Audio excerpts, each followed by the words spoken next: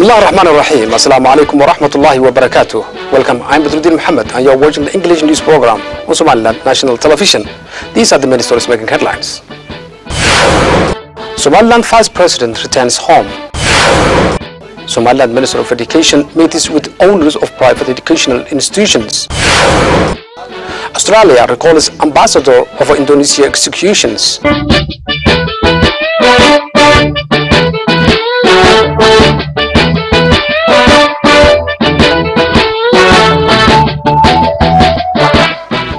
The Vice President of Somaliland, His Excellency Abdurrahman Abdullahi Ismail Sayli'i, leading high-profile delegation, returned to the capital of Somaliland, Hargeisa, after being on official trip to North America.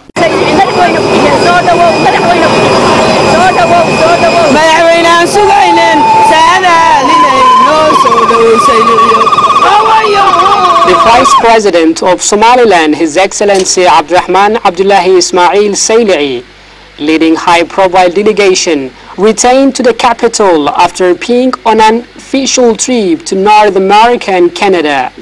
Traveling with the President was the State Minister of Education and the Personal Secretary of the Vice President. Upon the President's arrival to Igali National Airport, received a warm welcome by senior government officials, including certain members of the cabinets, sultans, and large number of residents in the capital. When the Vice President touched down at the airport, held a press conference where he spoke to the press to brief about the long trip, which took for a month, visiting Somaliland diaspora's community in North America and Canada. Mr. Sayli'i has at first expressed thanks to the people received him at the airport. The Vice President stated that their mission was to meet with Somaliland diaspora's communities in US and Canada, highlighting that they importantly visited most Somaliland populated cities in the US, where he said that they've exchanged information regarding home and ways could be highly cooperated in the aspect of developing the country. During his press conference, the Vice President was asked about the stance of the government of Somaliland to hold free and fair elections, where he said that the government's committed on its part to hold the elections and as well prepare all it's bound to do for the elections. Somaliland National Committee for the Arrangement or Preparation of 18th May celebrations had their first meeting at the Ministry of Finance. The committee stated the slogan of this year's celebration to be "My country is not an open to debate." Somaliland National Committee for the Arrangement of 18th May celebrations had their first meeting at the Ministry of Finance. The committee stated the slogan of this year's celebration to be "My country is not an open to debate." The National Committee to arrange the 24th anniversary of Somaliland's Independence Day on 18th May, appointed by the President of Somaliland, His Excellency Ahmed Mohamed Mahmoud Silayo, had their first meeting today at the Ministry of Finance. As the meeting was concluded, the chairman of the committee, Samsam Abdi Adam, who is the Minister of Finance, briefed the media about the agreed slogan of this year, and she stated,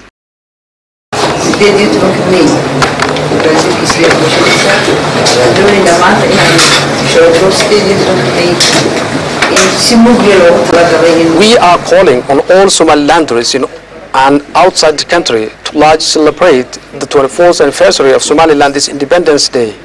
The committee has agreed the slogan of this year to be "My country is not open to debate." She also urges citizens to show happiness and safeguard the national security.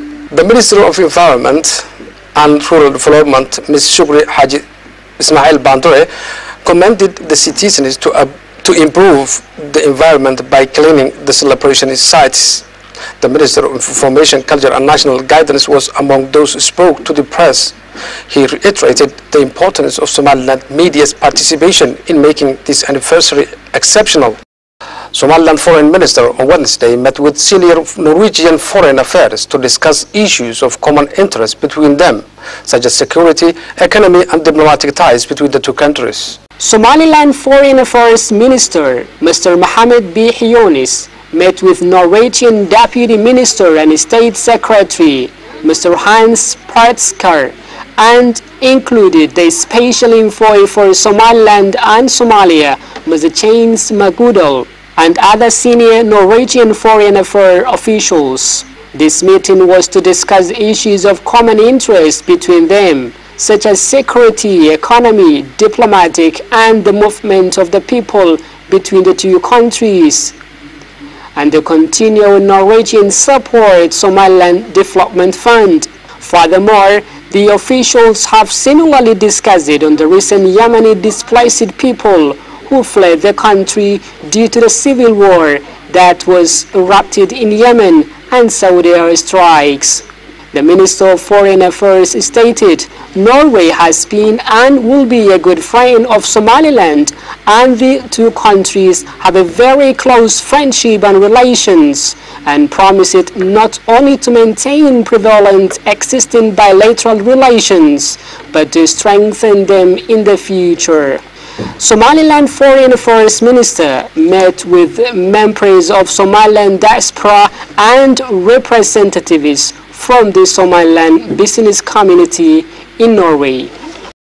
Somaliland Minister of Education, Professor Farah Elmi-Gewdele, accompanied by the Director for Private Academies, Musa Ahmed Shide, held frank discussion with owners of private educational institutions. Education is important in any society, and therefore it is the responsibility of the state to align policies for all sectors, in particular education. The Minister of Education, Farah Elmi-Gewdele, accompanied by the Director for Private Academies, Musa Ahmed Shide, held frank discussions with owners of private educational institutions.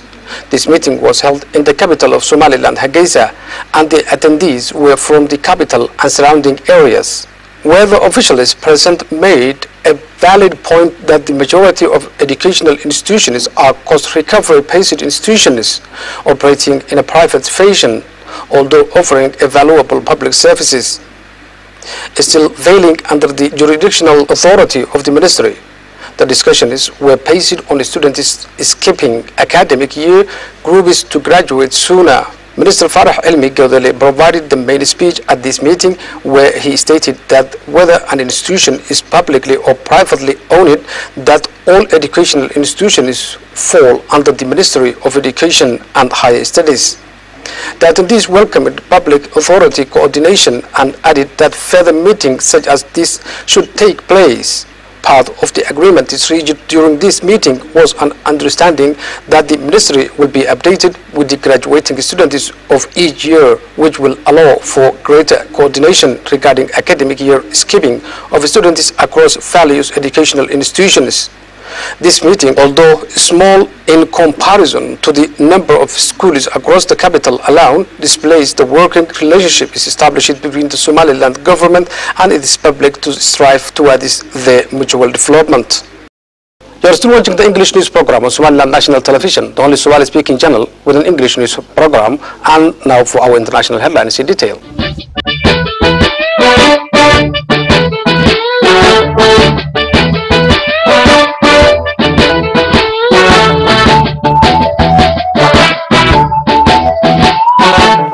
A diplomatic backlash is underway after 8 drug traffickers, 7 of them foreigners, were executed by an Indonesian firing squad.